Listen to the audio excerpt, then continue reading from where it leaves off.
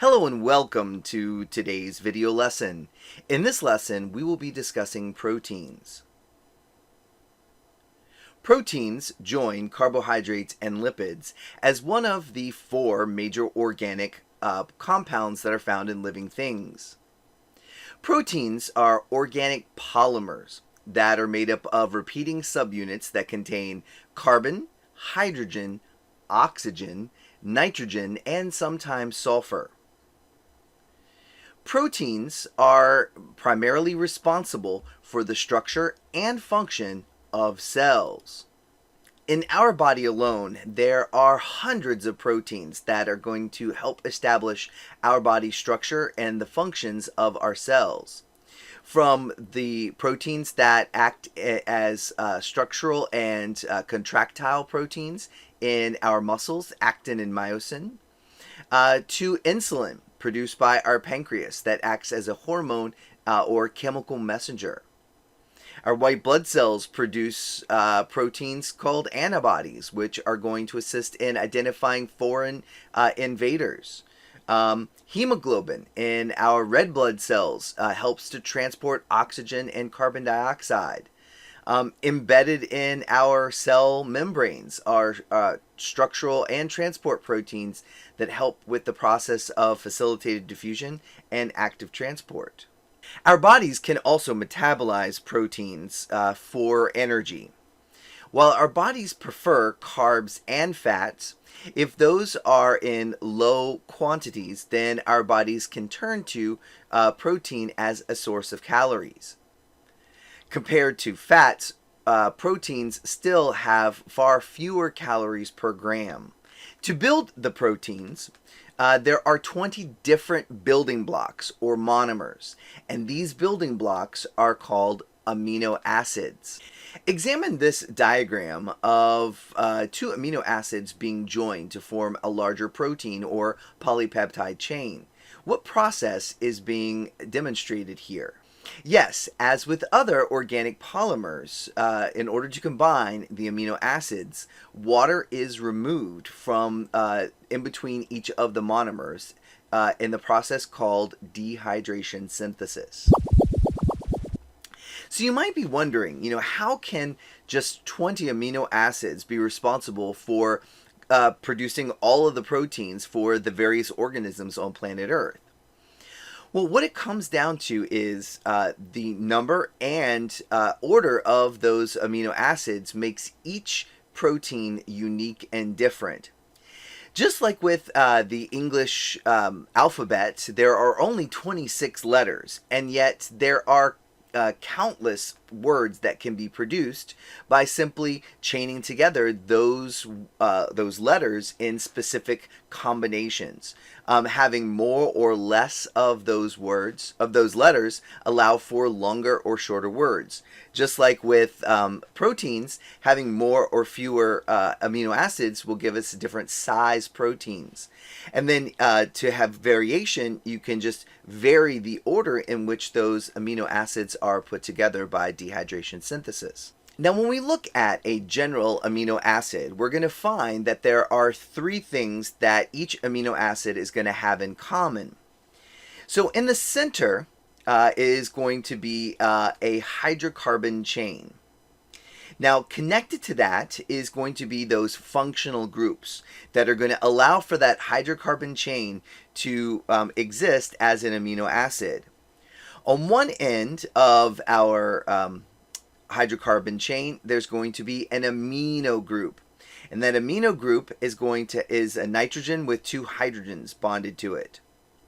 On another side of that hydrocarbon chain, we're going to have the carboxylic acid group or the carboxyl group, which is this unique combination of atoms where a carbon is double bonded to oxygen and then single bonded to a hydroxyl group. What makes each amino acid different is a variable side group, which we call the variable R side chain.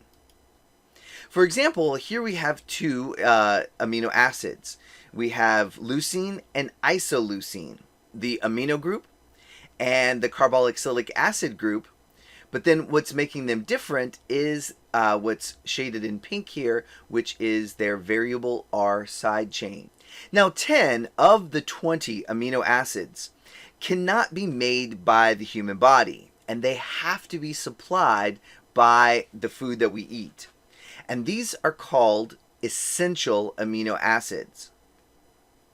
Now, if we're deficient in these essential amino acids, it can result in a type of malnutrition called kwashiorkor, in which basically the water balance of the living body gets disturbed, and some of the organs of the body become watery and bloated. So if we look at these two young children here, they are suffering from kwashiorkor. It's likely that they have plenty of calories, because maybe they're getting supplemented by rice each day. But because of their limited diet, they aren't getting enough of those essential nutrients, and so they have what's called malnutrition. Let's think back to one of our earlier units on the cell. Which part of the cell would be responsible for assembling those amino acids to make our proteins? Which part of the cell is responsible for protein synthesis? Yes, you are correct. It would be the ribosome. The ribosomes are going to be responsible for linking together the various amino acids to produce each protein that our body needs based upon the genetic instructions provided by the DNA in the nucleus. Now, as with all things biological, the shape or the structure of each individual protein is going to determine its overall function. When we think of specialized cells, we were talking about how the shape and the chemical makeup of those specialized cells allow for them to do their job. Well, similarly here, the shape and the organization of each protein is going to allow for it to do its job. The shape of that protein is going to be greatly influenced by the various amino acids that make up that protein. Each variable R side chain has unique chemistry, which allows them to have interactions with each other and also the surroundings that they are in. The primary structure of a protein is going to be established by the chain of amino acids being linked together by the ribosome. And so just that kind of straight chain of amino acids is what we call the primary structure. Now, some of those side chains are going to interact with each other, and they are going to cause the interactions and bonds to form, which is going to create sort of a kinked structure that we call a beta sheet. And while others will also form a very unique structure, which is like a little twisted structure, which is called an alpha helix. So these beta sheets and alpha helices that form is going to establish our secondary structure of our protein. Now at this point, the protein, even though it's taking on more of a three-dimensional shape, it's not actually at its functional level yet. To get to the functional level, we have to get to the tertiary structure. And the tertiary structure occurs when there is further interactions between the alpha helices and the beta sheets in our protein that results in a more complex or third level tertiary structure. For many proteins, this third level of structure is its final functional shape.